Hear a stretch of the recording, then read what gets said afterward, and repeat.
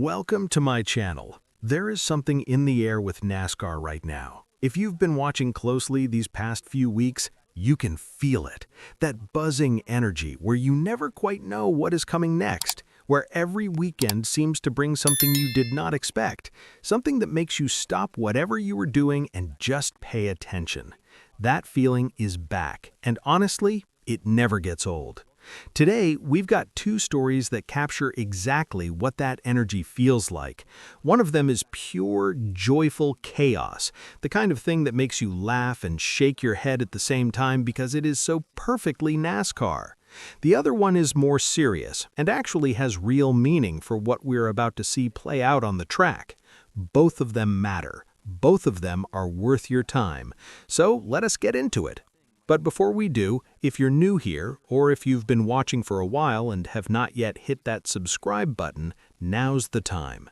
This is NASCAR Nation Report, and we're a channel built for people who actually love this sport, not casual watchers, not people who only tune in for the big moments, real NASCAR fans who want real, honest conversation every single week. We're pushing toward 11,000 subscribers right now, and we would love to have you as part of this community. Hit subscribe, hit the like button, and let us get into these two stories, because both of them are worth talking about. The first story is the one that has had people smiling all week, and it involves Cleetus McFarland, whose real name is Garrett Mitchell, a guy who has built one of the most interesting paths into professional motorsport that anyone has ever seen. Now, if you already know who Cleetus is, you know exactly why this story is so fun. And if you do not, let us get you caught up quickly, because this guy is genuinely one of the most interesting figures in the racing world right now. Cleetus built his name on YouTube. He has over 4.6 million subscribers on the platform and made his reputation by going fast, doing wild things with cars, and being completely authentic about his love for anything with an engine.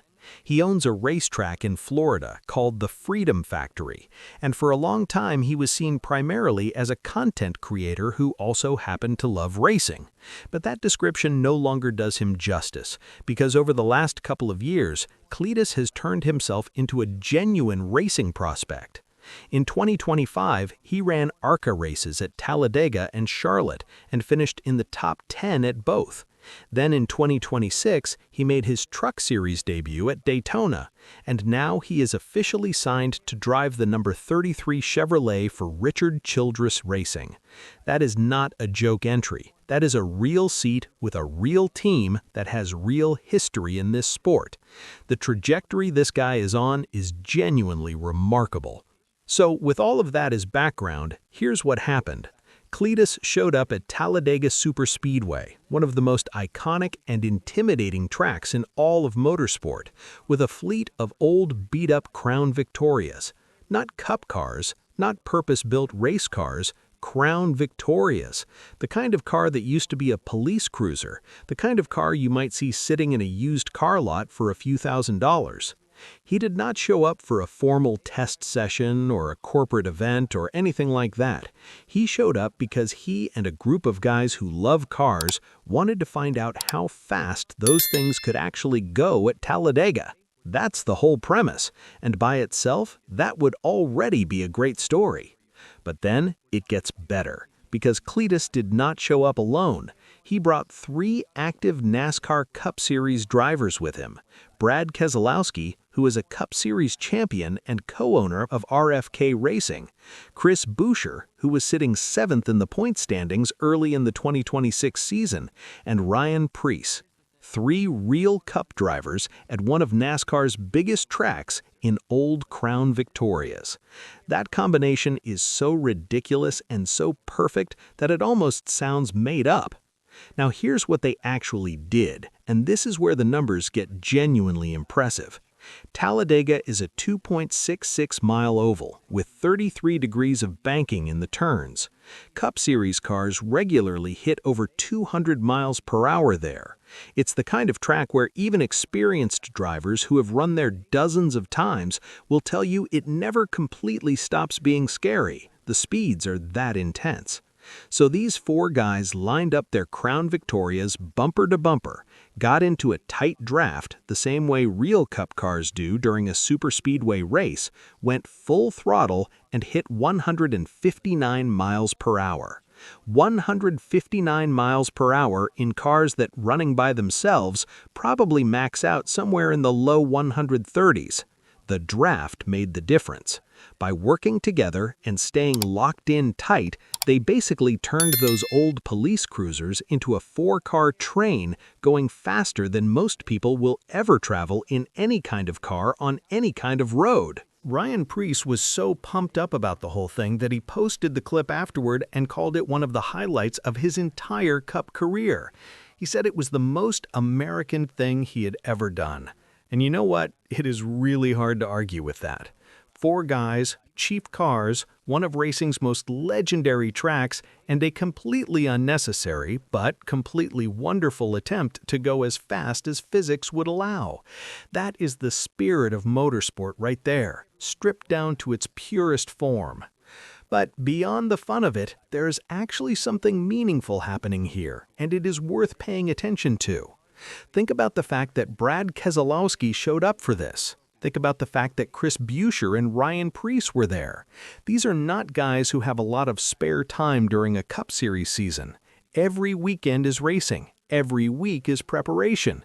And yet they carved out time to go do this with Cleetus. Why? Because what Cleetus is building has earned genuine respect inside the NASCAR garage. He is not being treated like an outsider who wandered into the sport because he has a YouTube channel. He is being treated like someone who belongs because he is putting in the work to actually belong. He is learning tracks, improving his lap times, getting better finishes, and doing it in a way that the people already inside the sport can see and respect.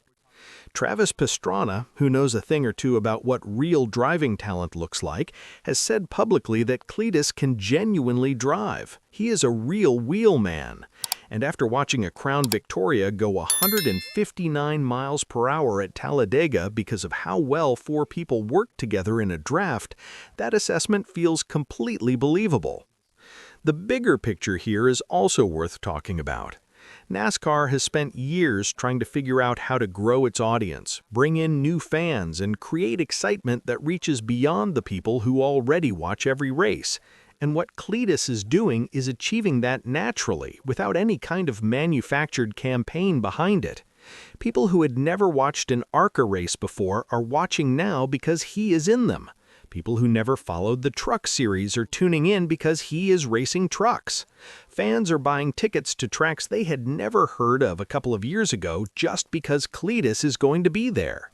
That is new energy, new money, and new attention coming into the sport through the most organic channel possible, which is someone who genuinely loves it and makes other people feel that love too.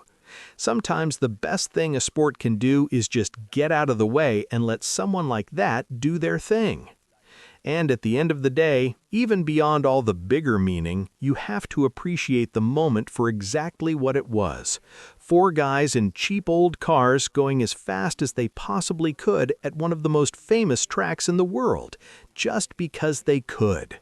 That is why people love motorsport. Not every great racing story needs a championship or a points battle attached to it. Now let us shift over to the second story, which is a lot more directly connected to what is happening on the track right now. We are talking about the starting lineup for the NASCAR Cup Series Cookout 400 at Martinsville Speedway, and there is quite a bit to unpack when you look at how this grid is set up.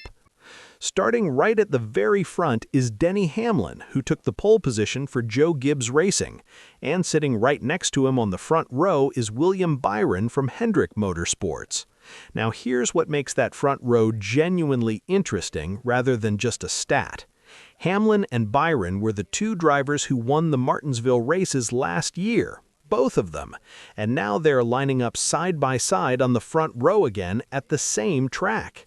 That is not a coincidence. That is experience. That is what it looks like when drivers have figured out a track and know how to be fast there. Those 2 starting up front together at Martinsville sets up a really fascinating first set of laps. Row 2 brings some interesting storylines of its own.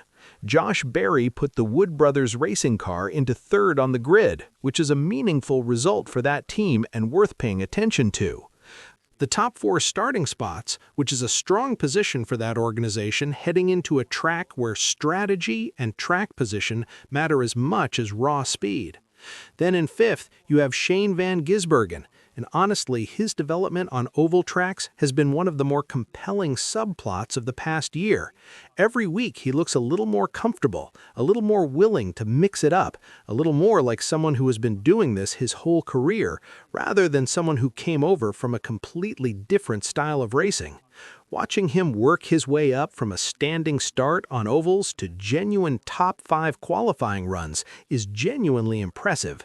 Austin Cindric from Team Penske is 6th, Carson Hocevar is 7th, Tyler Reddick is 8th, Joey Logano and Chase Elliott round out the top 10. That last name is worth sitting with for a moment. Chase Elliott starting in the top 10 at Martinsville means he is going to be in the mix late in the race, and anyone who has watched enough NASCAR knows that when Elliott is anywhere near the front at a short track in the final laps, things get very interesting very quickly. A name that jumps out further back in the field is the defending Cup Series champion, Kyle Larson, who starts 13th. That is not a disastrous starting spot by any means, but it is not where you expect someone of his talent and experience to line up at a track where he has shown real strength before. He is going to have to navigate traffic, work his way through the field, and be patient in a race where patience is not always easy to maintain. Martinsville has a way of testing everyone's composure. And then there's Kyle Busch, starting 34th. For any other driver, starting 34th is just a bad qualifying run. For Kyle Busch, it is another chapter in what has become a genuinely difficult stretch of his career. He is currently sitting on a 99-race winless streak, 99 races without a win for a 2-time Cup Series champion. That number is staggering when you say it out loud, and it is the kind of thing that is tough to watch if you've been a fan of his for any length of time. He needs something to change, and soon. The rest of the field has names scattered throughout that are worth tracking during the race. Christopher Bell starts 11th, Ryan Blaney is 12th, Bubba Wallace is 15th, Chris Buescher is 16th, Ryan Preece, fresh off his Crown Victoria adventure at Talladega, is 17th, Ross Chastain is 18th, Brad Keselowski, the other Crown Vic participant, starts 23rd, AJ Allmendinger is 28th, Ricky Stenhouse Jr. is 33rd, and starting 37th at the back of the field is Austin Hill. What this grid tells you more than anything is that Martinsville is going to be exactly the kind of race it always is. Complicated, physical, full of strategy decisions, and completely unpredictable from start to finish. Track position at this track is not just an advantage, it is close to everything. The racing surface is tight, the corners are aggressive, and if you get stuck in traffic for too long, you can watch your entire day slip away before you have a real chance to do anything about it. With Hamlin and Byron up front, with Larson needing to push forward from 13th, with Busch needing a near miracle from 34th, and with Elliott lurking in the top 10 ready to strike, the ingredients for a chaotic and emotional race are all right there. When you put these two stories side by side, one about Crown Victorias going 159 miles per hour at Talladega just for the joy of it, and one about a Cup Series starting grid loaded with storylines and pressure, you get a pretty good picture of why NASCAR feels so alive right now. The sport is giving you reasons to watch at every level, from the completely unexpected and wonderfully ridiculous to the deeply competitive and genuinely meaningful. That combination is hard to manufacture and impossible to fake. It just happens when the sport is healthy and the people in it love what they are doing. That's what we've got right now in 2026, and if this week is any indication, it's only going to get better from here.